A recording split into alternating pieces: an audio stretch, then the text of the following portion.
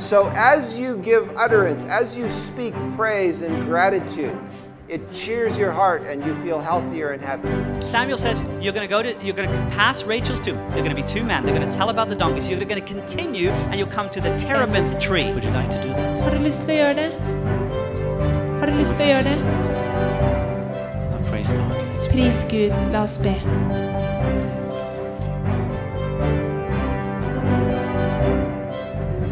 My sermon is entitled Count It All Joy, Talen min heter Regn det bare and glede. it's based on James chapter 1 verse 2, Og den basert på Jakobs brev 1:2, where it says, Count it all joy when you fall into various trials. hvor det står regn det bare for glede når dere kommer ut i forskjellige I prøvelser. want to start off by looking in the book of Job Og jeg vil at vi skal begynne med å se på Jobs bok. and seeing the sufferings of Job.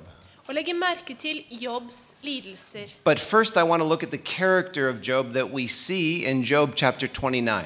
Men først har jeg lyst til at vi skal betrakte Jobs karakter som vi finner i Jobb 29. In verse 12, we read this yesterday. Og i vers 12, vi leste det her i går, It says, I delivered the poor who cried out, så står det, for jeg utfridde de fattige som ropte, the fatherless and the one who had no helper. den farløse og den som ingen hjelper hadde. I caused the widow's heart to sing for joy. This is the second part of verse 13. Og så står det i andre del av vers 13, at jeg fikk enkers hjerte til å juble av glede. Verse 15 says, I was eyes to the blind, Vers 15, jeg var øyne for de blinde, and I was feet to the lame. og føtter for de lamme. I was a father to the poor, Jeg var en far for de fattige, and I searched out the case that I did not know. og jeg utforsket saken for en som jeg ikke kjenner. Can you see that Job is a very loving and kind man? Kan dere se at Jobb var en veldig elskelig og snill mann? Can you see that he's an unselfish man? Kan dere se at han var en uselvisk mann? I came across this quote from the book Education, Og jeg fant det her sitatet i boken Utdannelse. and it says there, unselfishness is the principle of God's kingdom, Og der står det at uselviskhet And er Guds rikes prinsipp. and it is the principle that Satan hates. Og det er det prinsipp som djevelen hater. Is Job unselfish? Var Jobb uselvisk? And so if Satan hates unselfishness, Så hvis Satan hater uselviskhet, then he hates Job. så hatet han Jobb. Can you see that? Kan dere se det? So when you are acting unselfishly, Så når du handler uselvisk, Satan hates you. så hater Satan deg. Can you see that? Kan dere se det? Is God unselfish? Er Gud uselvisk? Yes. Ja. And therefore Satan hates God. Og derfor hater Satan Gud. Can you see this? Kan dere se det? So it goes on and it says it's, in other words, unselfishness, its very existence he denies. Og så fortsetter det med å si at uselviskhet, Satan, han fornekter dess eksistens. So Satan says, God, you say you're unselfish? That's not true. Satan sier, Gud, du sier at du er uselvisk. Det kan ikke være sant. It's not possible for anyone ever to be unselfish. Det er ikke mulig for noen på noe tidspunkt å være uselvisk. Everyone does something out of selfish motive. Alle gjør noe fra selviske motiver. In the book Ministry of Healing, Ellen White makes this statement. Og i boken Helse og livsglede så sier Ellen White She says the very act of looking for evil in others at det å se etter noe ondt i andre, develops evil in those who look. det utvikler det onde i den som ser. So when Satan says, God, you are evil, Så når Satan sier, Gud, du er ond, it doesn't make God evil. så gjør det ikke Gud ond, He made himself evil. men han gjør seg selv ond. Do you understand that? Kan dere skjønne det And he prinsippet? tells everyone, God is a devil. Og så sier han til alle, Gud er djevelen. It doesn't make God a devil. Men de gjør ikke Gud til djevel. He made himself a devil. De gjør han selv til djevel. Do you understand that? Skjønner dere det? And so he says, unselfishness does not exist. Så han sier uselviskhet eksisterer ikke. And you say that Job is unselfish. Og du sier at Jobb er uselvisk. Job is not unselfish. Jobb er ikke uselvisk. He's very selfish. I'll prove it to you. Han er veldig selvisk, og jeg skal bevise det for deg. The quote goes on to say, from the beginning of the great controversy, he, Satan, was endeavoring to prove God's principles of action to be selfish. Og så står det her at fra begynnelsen av den store strid, så prøvde han, altså Satan, å vise og bevise at prinsippene i Guds handlinger var selviske. And he deals in the same way with all who serve God. Wow. Og han opererer på samme måten med alle som tjener Gud. So if you do something good, Så hvis du gjør noe som er godt, Satan will try to tell you your motive is selfish. så vil Satan prøve å fortelle deg at ditt motiv er selvisk. And he will work that in your mind over and over. You are selfish. Og så vil han arbeide med det her i sinnet ditt hele tiden. Du er selvisk. To disprove Satan's claim is the work of Christ. Og vise at Satans påstand er feil, er Guds verk. And of all who bear his name. Og det er verket til alle som bærer hans navn. Do you bear the name of Christ? Bærer du Kristi Are navn? you a Christian? Er du en kristen? Then your job is to prove that Satan is wrong. Da er det din jobb å vise at Satan har tatt feil. Do you get that? Fikk dere det poenget? Your motives must be changed. Dine motiver må endres. My motives must be changed Mine motiver må endres. to become like the motives of Jesus. For å bli slik som Jesu motiver er. So, what's the worst thing that could possibly happen to you? Hva er det verste som kunne skje med deg? Could you have cancer? Kunne det være at du har kreft? Could you get sick like Job? Kunne du bli syk som Jobb? Well, let me tell you about Harold. La meg fortelle dere om Harold. Harold was 37 years old. Harold var 37 år gammel. He had 3 children. Han hadde 3 barn. Their ages were 5, 7, and 10. De var 5, 7 og 10 år gamle. And he was a very kind and strong Christian man. Og han var en veldig snill og sterk kristen mann. He was happily married. Han var lykkelig gift. His children loved him. Barna elsket han. And he got sick in his esophagus, in his throat. Og han ble syk her i luftrøret. Yeah, and he got cancer. Han fikk kreft. He went to his pastor. Og så gikk han til pastoren, His pastor anointed him og pastoren salvet han and prayed for him. og ba for han. The elders anointed him and prayed for him. De eldste ba for han And og he salvet han, continued to get sick. og allikevel var han syk. And he came to a counselor, Og så kom han til en rådgiver, a Seventh-day Adventist who was a counselor in the United States, a psychiatrist. en syvendagsadventist som var en psykiatrisk rådgiver. And he said to him, "What is wrong? Do I not have enough faith? Og så sa han, hva er galt med meg? Har jeg ikke nok tro? I went to my pastor, we prayed, Jeg gikk til pastoren min, og vi ba, and I'm still dying. og ennå er jeg døende. Why has God not healed me? Hvorfor har ikke Gud gjort meg frisk? Is there some unknown sin in my life? Kan det være at det er noen ukjent synd i mitt liv? What's wrong with me?" Hva er galt med meg? And the counselor asked him a question. Og så var det at rådgiveren stilte han et spørsmål. You want a miracle.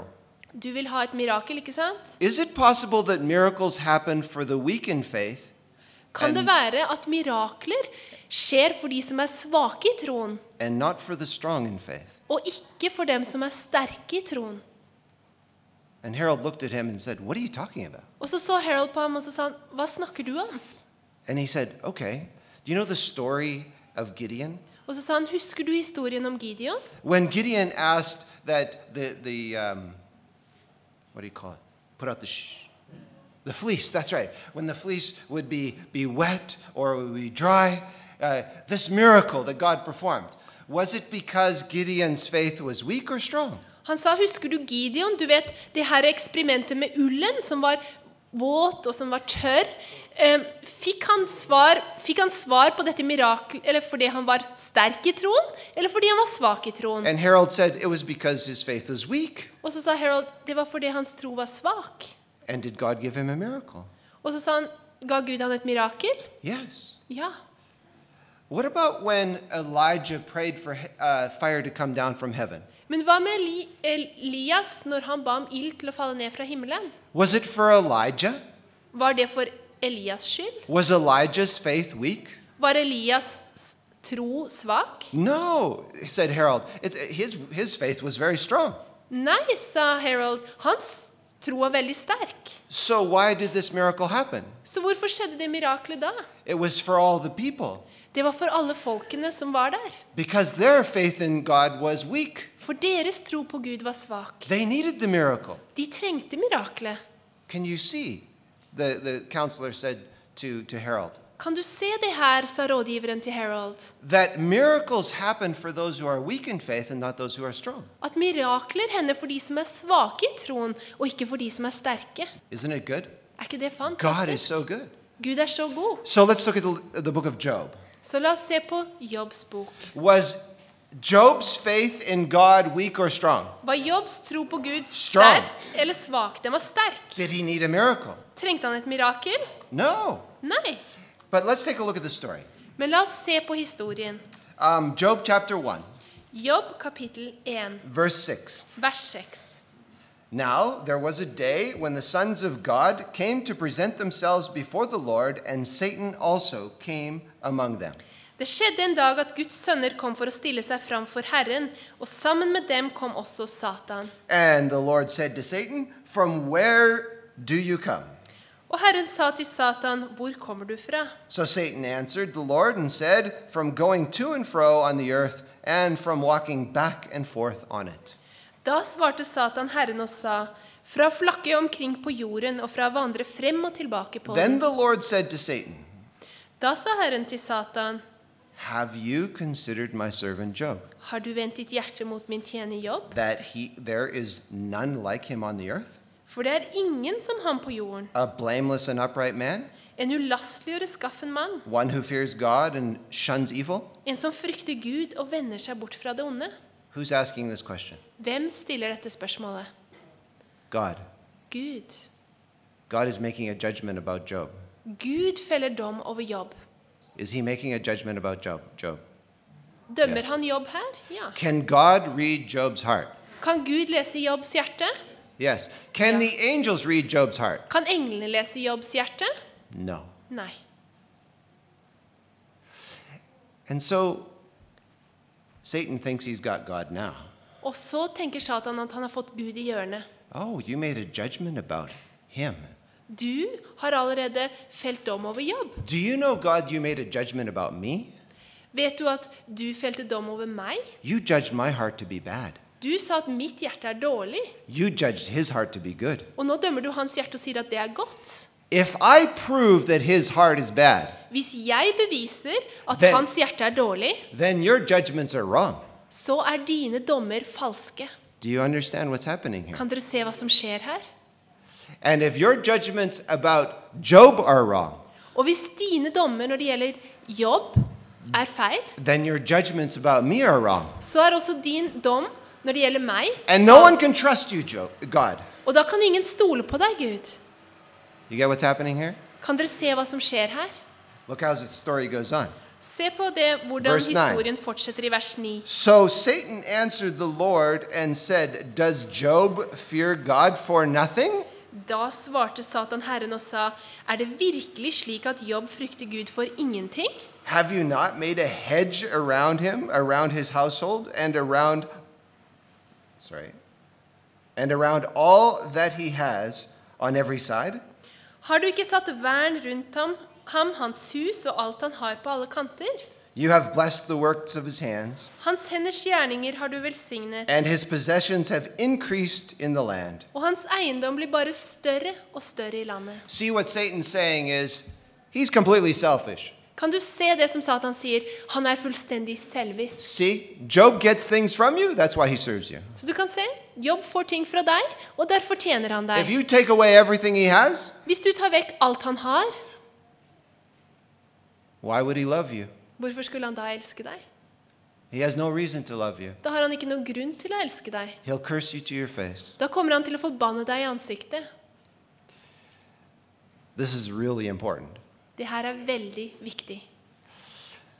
Isaiah chapter 43, verse 10. Isaiah 43:10. 43? Isaiah 43:10. Yeah. Says, "You are my witnesses, says the Lord, Der står det, dere mine vitner, sier Herren, and my servant whom I have chosen, og min tjener som jeg har utvalgt, that you may know and believe me, for at dere skal kjenne og tro meg, and understand that I am He. og forstå at jeg er han. So the entire universe, according to 1 Corinthians 4:9, Så ifølge 1. Korinterne 4,9 så er hele universet, is looking at our lives. de ser på våre liv. It says here, for I think that God has displayed us, the apostles, last as men condemned to death. 1. Korinterne 4,9 så står det at jeg tror at Gud har regnet oss som apostler som de minste og dømt til døden. For we have been made a spectacle to the world, both to angels and to men. For vi er blitt gjort som et skuespill for verden, både for engler og for mennesker. So we are very crucial to the great controversy. Så vi er så viktige i denne store strid.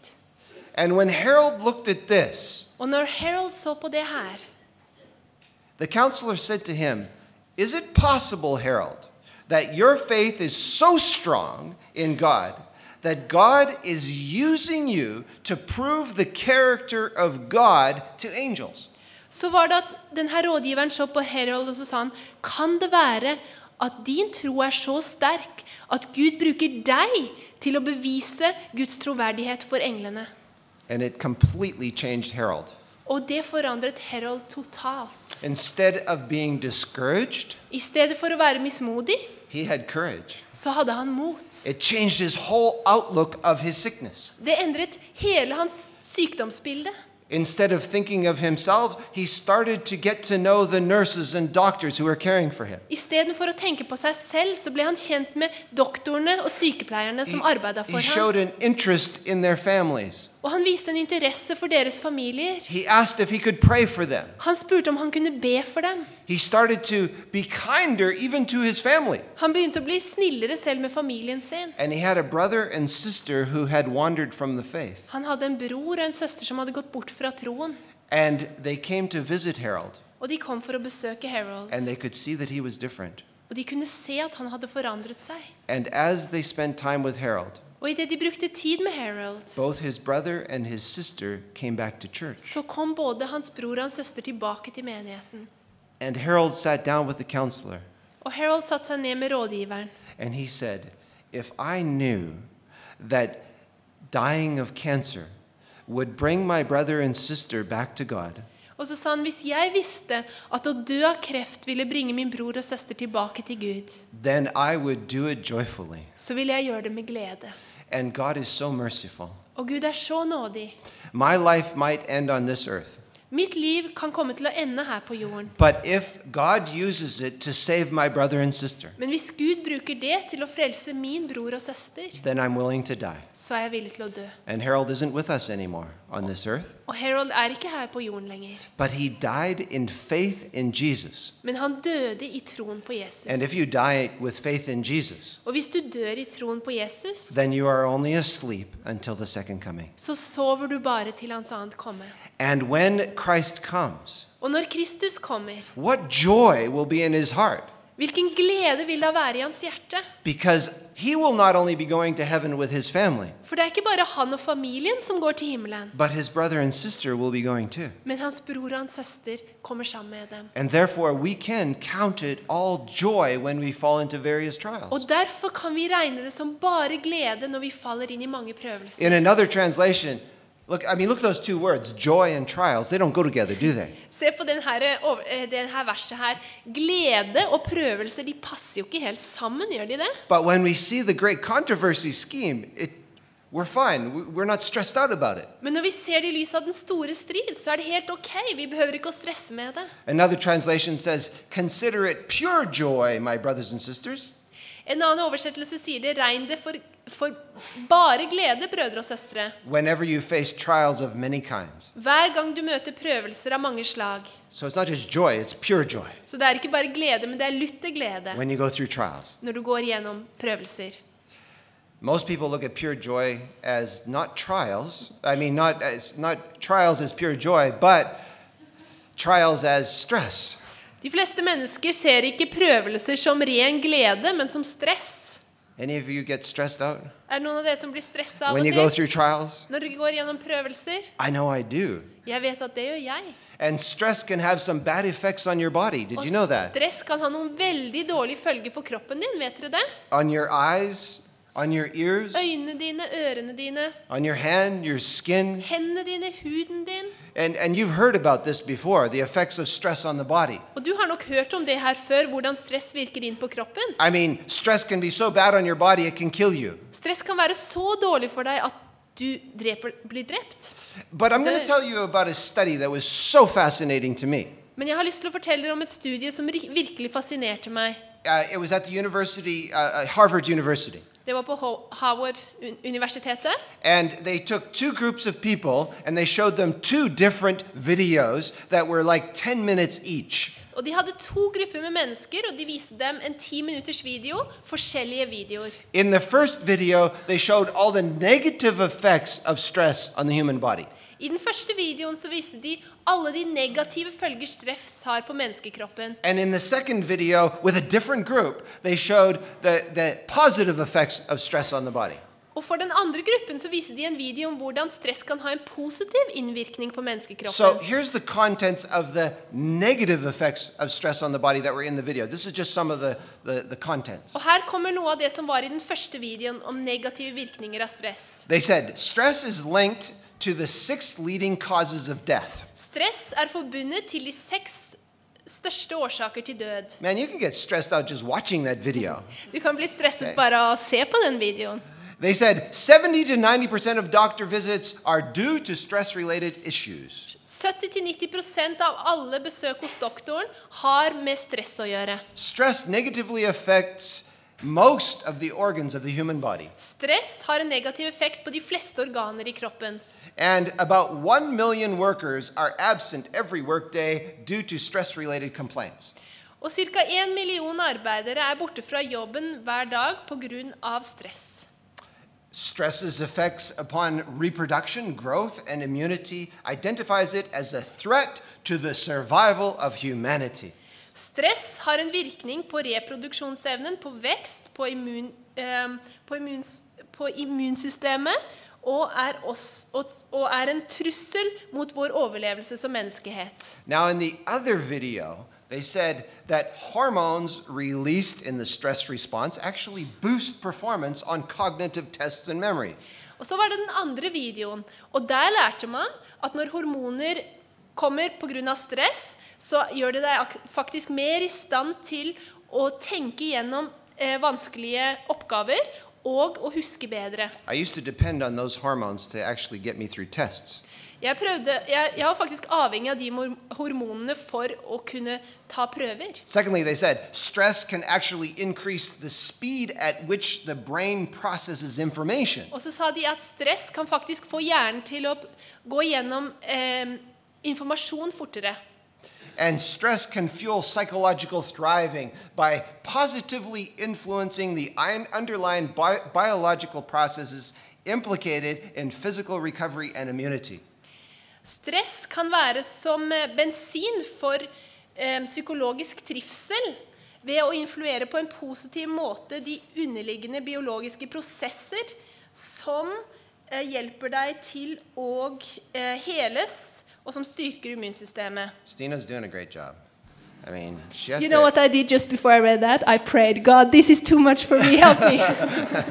These are big words, you know. I give her these big words, these jawbreakers. She has to translate all that. She's doing more work than any of us, okay?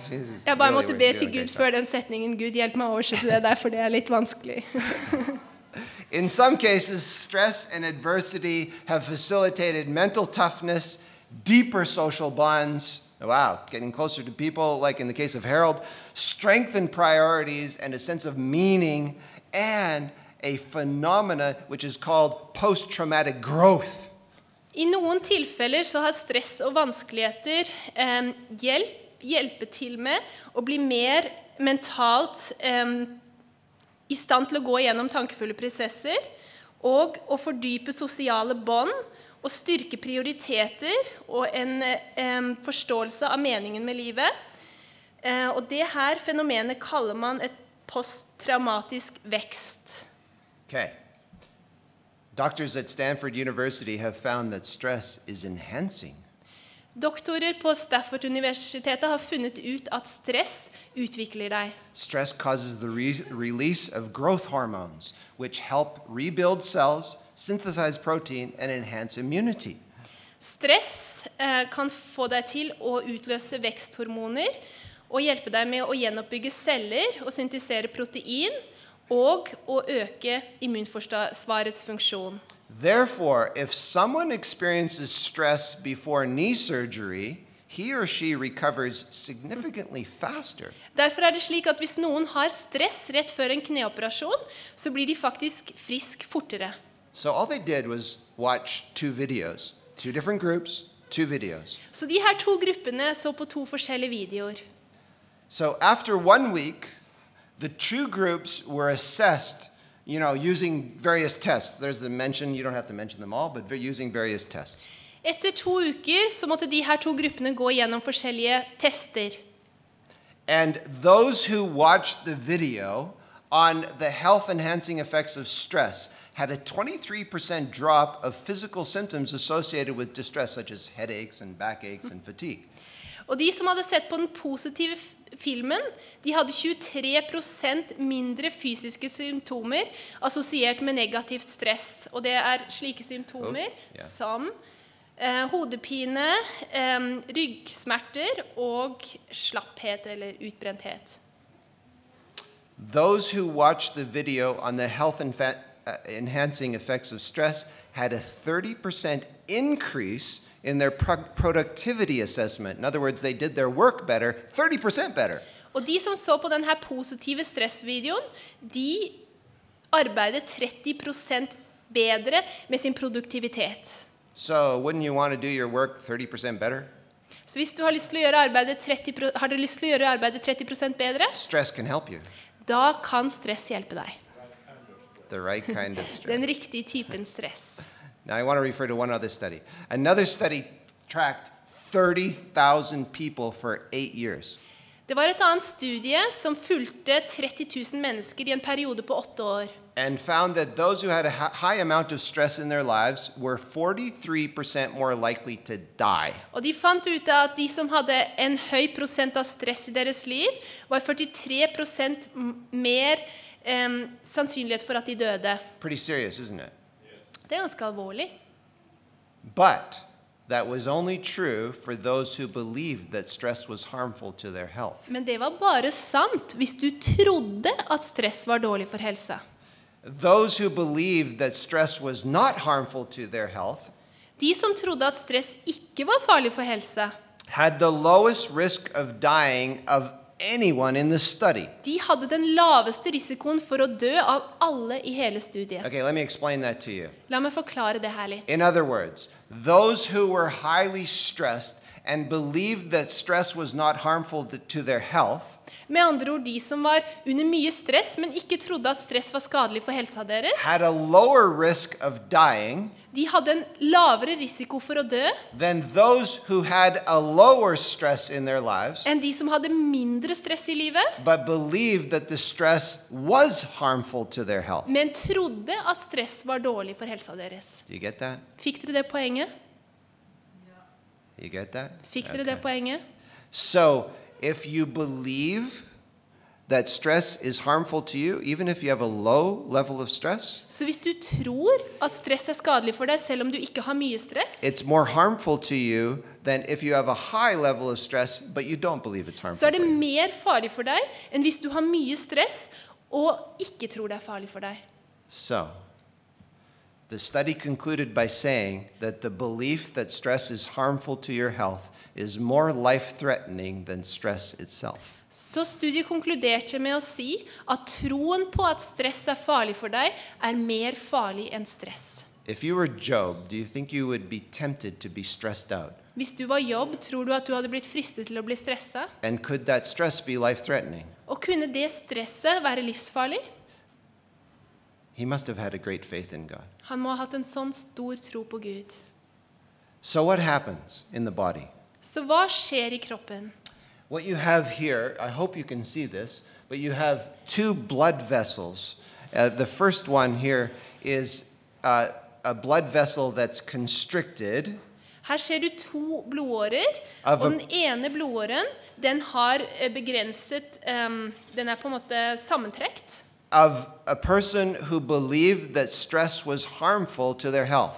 Den øverste en person som tror at stress dårlig for helsa. You can actually measure that. They can see that it's much more constricted. Du kan faktisk måle det og se at de blodårene mye mer sammentrukket. The second one is a blood vessel of a person who believed that stress was not harmful to their health. Den andre en blodåre fra en som ikke trodde at stress var skadelig. Can you see that it's open? Kan du se at den åpen? It's not constricted. Den ikke sammentrukket. And the blood can flow through it. Og blodet kan flyte fritt gjennom den. And Ellen White says that perfect health depends upon perfect circulation. Og Ellen White sier at fullkommen helse avhengig av fullkommen sirkulasjon. So if you're stressed and you believe that stress is bad for you, you don't have perfect circulation. Så hvis du stresser og du tror at stress dårlig for deg, så Al- har du ikke fullkommen sirkulasjon. Also, those who had constricted blood vessels who believed that stress was harmful to their health, they had high levels of cholesterol and adrenaline in their blood. Og de som trodde at stress var skadelig for dem og hadde sammentrukte blodårer, de hadde også mye adrenalin og kolesterol i blodet. These are stress hormones, Det her stresshormoner, and they make you anxious. og de gjør deg engstelige. You don't want cortisol and adrenaline in your system unless you have to run from a lion. Du har ikke lyst til å ha kortisol og adrenalin i blodet ditt uten at det Ja, i tilfelle å løpe fra en løve. Can you follow that? Kan dere følge det? But in the other case, Men i det andre tilfellet those who believed that stress was not harmful to their health, så var det slik at de som ikke trodde at stress var skadelig for dem, they didn't have high levels of cholesterol and adrenaline, they had high levels of oxytocin, de hadde ikke høye nivå av kolesterol og kortisol, which is a men de hadde høye nivå av oksytin. feel-good hormone. Og det et slags føl deg godt hormon. And when they had these high levels of oxytocin, Og når de hadde disse høye nivåene av oksytocin, it gave them this feeling that everything was fine. så fikk de denne følelsen at alt ok. Isn't it amazing how God makes us? Det ikke fantastisk hvordan Gud har skapt oss? To be able to cope with these things. At vi faktisk kan hanskes med disse tingene. Remember this quote from Mind, Character and Personality, Volume 1, page 59. Husk på dette sitatet fra en bok Ellen White har skrevet om sin karakter og personlighet. It says, sickness of the mind prevails everywhere. Det står et sykdom på sinnet finnes overalt. And 9/10 of disease from which men suffer have their foundation here in the mind. 9 av 10 lidelser som mennesker lider fra, har sitt grunnlag her i sinnet. Science is proving this to be true. Det viser vitenskapen at det sant. Can you see that? Kan dere se det? 9/10. 9 av 10. And this from Ministry of Healing. Disease is sometimes produced and is often greatly aggravated by the imagination. Og så kommer det her fra Helse og livsglede. Sykdom ofte produsert og forøket ved forestillingsevnen. Many are lifelong invalids who might be well if they only thought so. Mange livslange invalider som kunne bli friske hvis de bare hadde trodd at de kunne bli det. I'm just going to go to the last sentence. It says, many die from disease, the cause of which is wholly imaginary. Mange dør fra sykdom som helt og fullt forestilt. That's a pretty serious statement, isn't it? Det et ganske alvorlig sitat. And Ikke? science is proving that to be true. Og vitenskapen viser at det And sant. therefore, Ellen White says, it is our positive duty to resist depression, to resist melancholy, discontented thoughts and feelings, as much a duty as it is to pray. Og det derfor Ellen White sier det her sitatet, at det en positiv plikt å stå imot melankoli eller depresjon, og ufornøyde tanker og følelser like mye som det en plikt å be. So, look at these 3 heads. Så se på de her 3 hodene. Your own brain writes words on every single person or image or thought that you have. Din egen Very hjerne skriver ord på hver eneste person eller bilde du ser. These are 3 pictures of the same bald head. Dette 3 bilder av det samme hva sier vi? Skallede hodet. Yeah. And on one it says style. Og på en så står det stil. What does that mean? Hva betyr det? Stil. Oh, yeah, it's fashion. Cut Det your hair all off. det mote å ta alt håret vekk. And the second one says soldier. Og på det andre hodet så står det soldat. Completely a different picture in your head when you see someone, oh, they're a soldier. Og da har du et helt annet bilde. Du ser på en person du tenker, han en soldat. And the last one says survivor. Og det siste sier en som prøver å What does that mean? overleve. Maybe they survived cancer. Hva betyr det? Kanskje har de overlevd kreft? So the words that you write on people change your perspective. Så de ordene som du skriver på mennesker, de forandrer måten du ser på dem på. They change your motivation, your encouragement, your creativity. It changes you. De endrer din motivasjon, ditt engasjement og din kreativitet. Det forandrer deg. The way you look at life changes you. Den måten du ser på livet på forandrer deg. How did Job see God? Hvordan så Job Gud? That though he was going through the most difficult situation, Selv om han gikk gjennom den vanskeligste situasjonen, he could praise God så kunne han prise Gud. and he could count it all joy. Og han kunne regne det alt for lutt til glede. The number one strategy is to look for the meaning behind the stress. Den beste strategien å se etter meningen bak stresset. And then focus the energy that you gain from the stress to improve your motivation and productivity. Og å bruke den energien som du får fra stresset til å utvikle din motivasjon og produktivitet.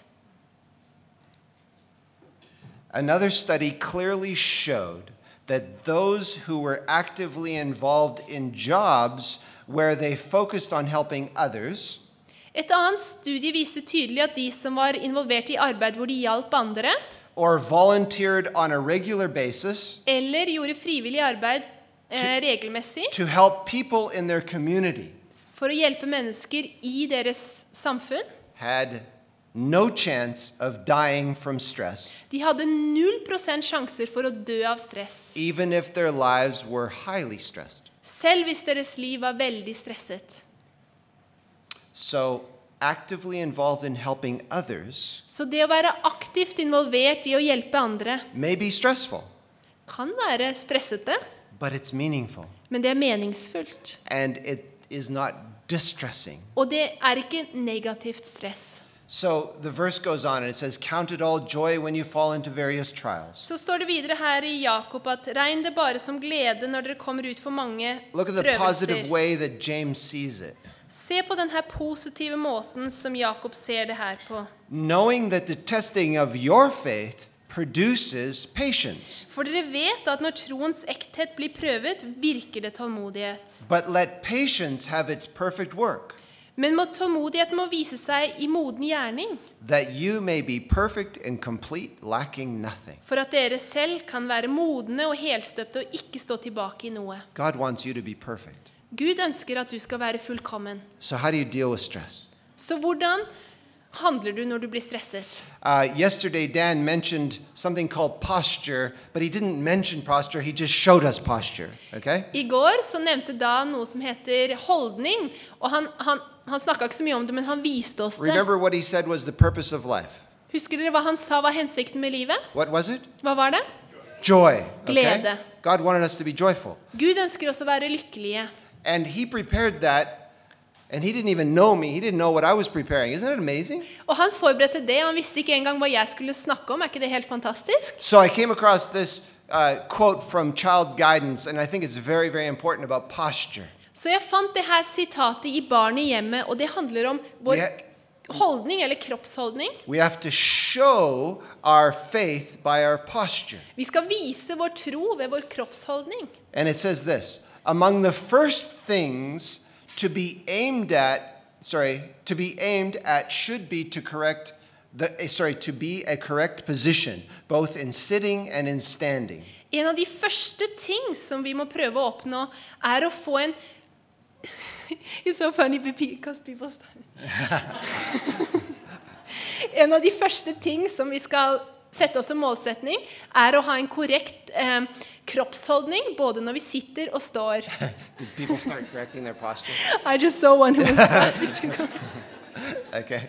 God made man upright. Gud gjorde mennesker oppriktige eller oppreiste. And God desires man to possess not only the physical, but the mental and moral benefit Og Gud vil at vi ikke bare skal ha den fysiske, men den mentale og moralske fordel.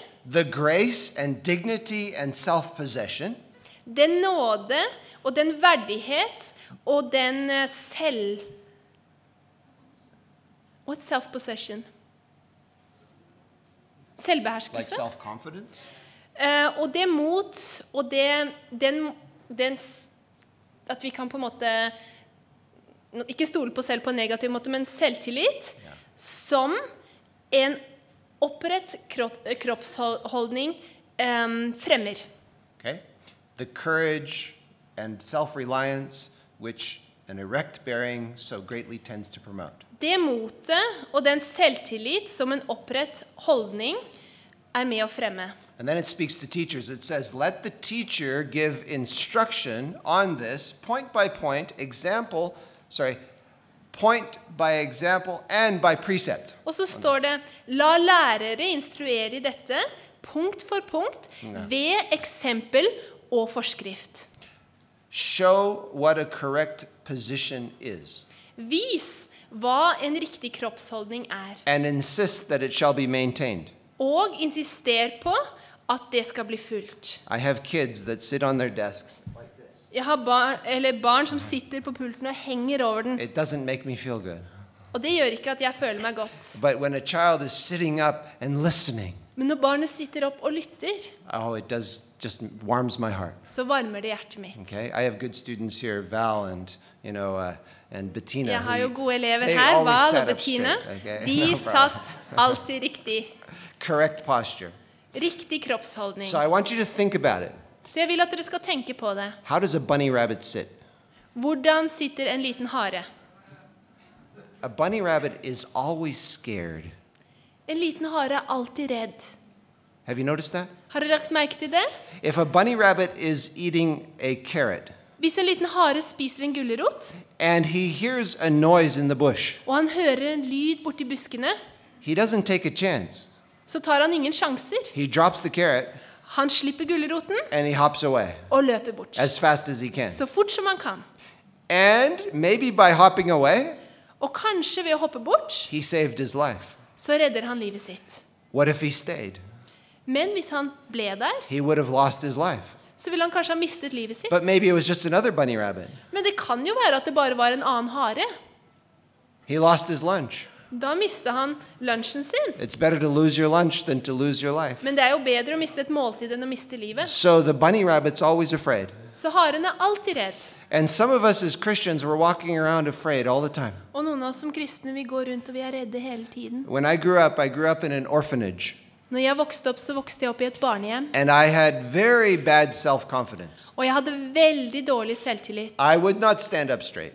Jeg ville ikke stå rett opp. In fact, I was always looking down. Jeg gikk hele tiden og så ned i gulvet. I was shy. I couldn't look people in the eye. Jeg var så sjenert, og jeg kunne ikke se menneskene inn i øynene. And it was God who gave me that self-confidence. Men det var Gud som ga meg selvtillit. He gave me the mind of a lion. Han ga meg en løves sinnelag. If a lion is eating something Hvis en løve spiser noe, and he hears a little rustle in the bush, og han hører at det rusler ute i buskene, he just keeps on eating. så fortsetter han bare å spise. He's not worried. Han er ikke bekymret. Who's going to play with him?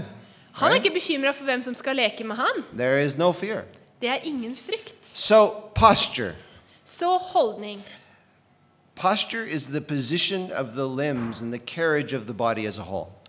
Kroppsholdning er hvordan du plasserer dine lemmer, og hvordan du bærer kroppen som et hele. Now, this is very important. Og det her er veldig viktig.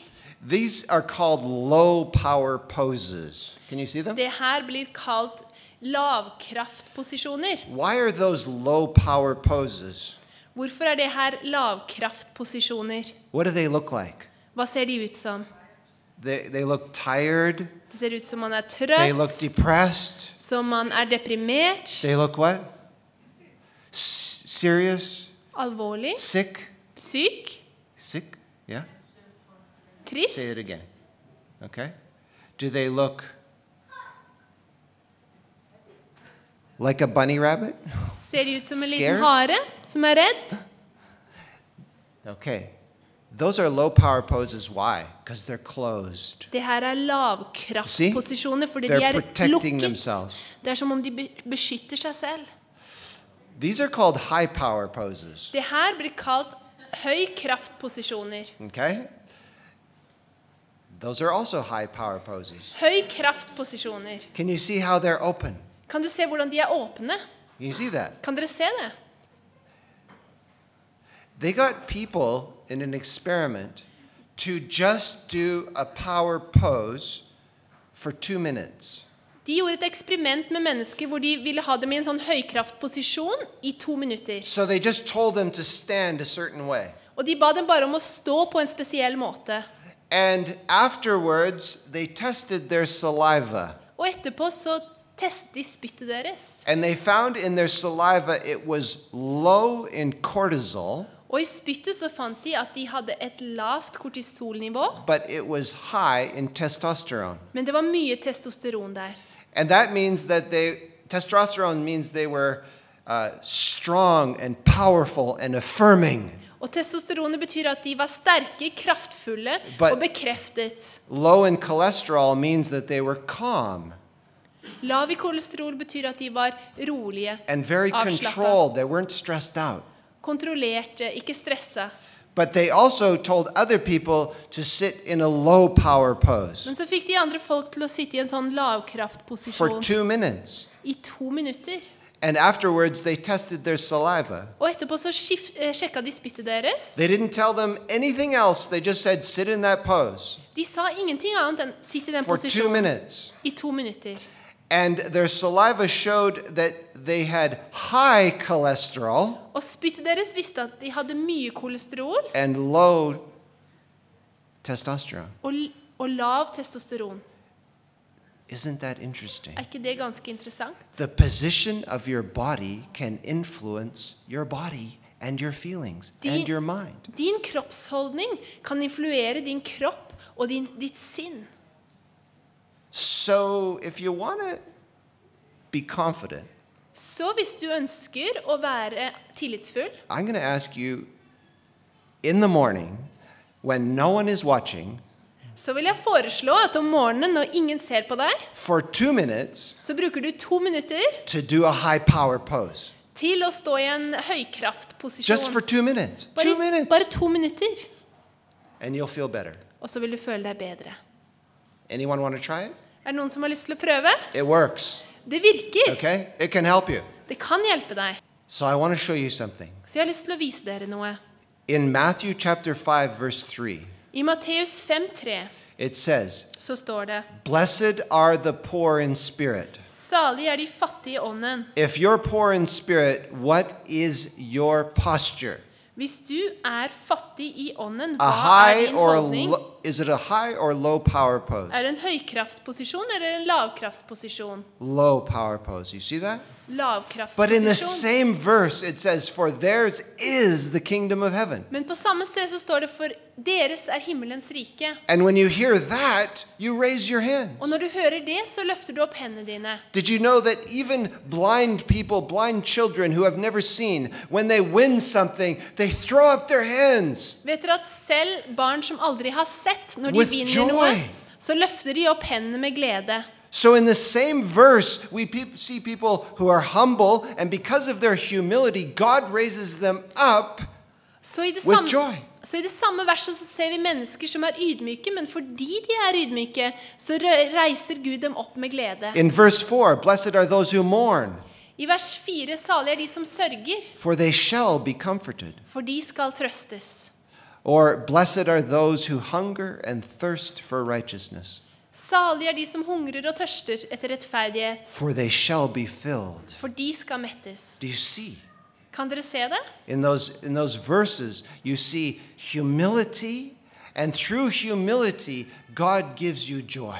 Her ser dere ydmykhet, og gjennom denne ydmykheten And så he gir gives you Gud glede. power and strength. Og du får kraft og styrke. C.S. Lewis said, humility is not thinking less of yourself, but thinking of yourself less. C.S. Lewis sa at ydmykhet ikke å tenke mindre om deg selv, men å tenke mindre på deg selv. Now the Bible says that the man Moses was very humble. He was more humble than all men on the face of the earth. Det står i Bibelen at mannen Moses var veldig ydmyk, mer enn alle som hadde levd før han på jorden. And he was the only one who was trusted to lift his arms up in the presence of God. Og han var den eneste som ble betrodd det å løfte sine hender opp i Guds And when nærvær. he lifted up his arms, what happened to the people of God? Og når han løftet opp hendene sine, hva skjedde med Guds folk? They got the victory. No one could look at Moses and say, he's so proudful. No. They knew he was humble. De hadde seier, og ingen kunne se på Moses og si, han så stolt, for de visste at han var ydmyk. So humility always will lead us to a love for God and a confidence to be able to stand with the right kind of posture, like a lion. Så ydmykhet vil alltid lede oss til frimodighet, til å kunne stå oppreist i Guds kraft. Now don't miss this. This is the most important part of everything. I've led you to this point, okay? Ikke mist det her. Det her det viktigste av alle poenger. Det det jeg har ledet opp til. A profession of Christ without love, without this deep love, is mere talk, dry formality, and heavy drudgery. En bekjennelse av Kristus uten en dyp kjærlighet bare snakk. Det en tørr formalitet og en tung byrde. So Job had a deep love for God. Can you see that? Så Job hadde en dyp kjærlighet til Herren. He wasn't just doing good works. He had a deep love for God, and that produced the works. Han hadde ikke bare gode gjerninger, men han hadde en dyp kjærlighet til Herren som produserte gjerningene. So here's the big question. How do I know that my joy is motivated by a deep love for Christ? Så kommer spørsmålet, hvordan vet jeg at min glede motivert av en dyp kjærlighet til Kristus? Steps to Christ says, ask yourself 2 questions.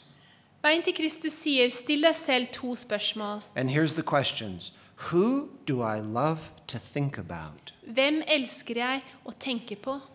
And who do I love to talk about? Hvem elsker jeg å snakke om? If you can say Jesus to both of those questions, Hvis du kan si Jesus til begge av disse spørsmålene, then you're on the right track. så du på riktig vei. But even here, you could deceive yourself. Men selv her så kan du lure deg selv. Let's go a little bit deeper. La oss gå litt grann dypere. I'm almost finished, and you're very patient. Og jeg nesten ferdig, og dere veldig tålmodige. But 1 Corinthians 13 1. Korinterne 13. talks about love. Der det snakk om kjærlighet. Though I speak with the tongues of men and of angels and have not love, I have become sounding brass or a clanging cymbal. Om jeg taler med menneskers og englers tunger, men ikke har kjærlighet, jeg blitt som en lydende malm eller en klingende bjelle. And though I have the gift of prophecy and understand all mysteries and all knowledge, Om jeg har profetisk gave og forstår alle hemmeligheter og har all kunnskap, and though I have all faith, og om jeg har all tro, so that I could remove mountains, så jeg kan flytte fjell, but I have not love, men ikke har kjærlighet, I am nothing. jeg ingenting. And though I bestow all my goods to feed the poor, Om jeg gir bort alt det jeg eier til mat for de fattige, and though I give my body to be burned, og om jeg gir mitt legeme til å brennes, but I have not love, men ikke har kjærlighet, it profits me nothing. da gagner det meg ingenting. Ellen White says in Acts of the Apostles, no matter how high the profession, he whose heart is not filled with love for God and his fellow men is not a true disciple of Christ. Ellen White sier at samme hvor høy vår bekjennelse hvis ikke hjertet vårt fylt med kjærlighet til Gud og kjærlighet til vår neste, så vi ikke sanne Kristi disipler. Though he should possess great faith and have power even to work miracles, yet without love his faith would be worthless. Selv om han skulle ha stor tro og ha kraft, Oopsie, sorry. og ha kraft selv til å utføre mirakler, men ikke har kjærlighet, så hans tro verdiløs. He might display great liberality, Det kan være at han viser stor veldedighet, eller sånn. what's liberality? To give. To give, that's Ja. right, yeah. Stor gavmildhet. But should he, from some other motive than genuine love, Men hvis han av noe annet motiv enn ekte kjærlighet bestow all his goods to feed the poor, gir alle sine midler til å fø de fattige, the act would not commend him to the favor of God. så ville denne handlingen allikevel ikke bringe ham Guds gunst. In his zeal, he might even meet a martyr's death. I sin iver så kan han til og med dø som en martyr. Yet, if not actuated by love, Men hvis ikke dette drevet av kjærlighet, he would be regarded by God as a deluded enthusiast så vil han bli regnet av Gud som en forført entusiast, or an ambitious hypocrite. eller en ambisiøs hykler. This is pretty serious, isn't it? Det ganske alvorlig. So how do I know? Så hvordan vet jeg? I'm going to suggest to you a prayer. I'm finishing on this. I can suggest to you a prayer that you can know that you are right with God. Jeg har lyst til å foreslå en bønn for dere som kan gjøre at dere kan vite at dere ok med Gud. This is from Christ's Object Lessons, page 159.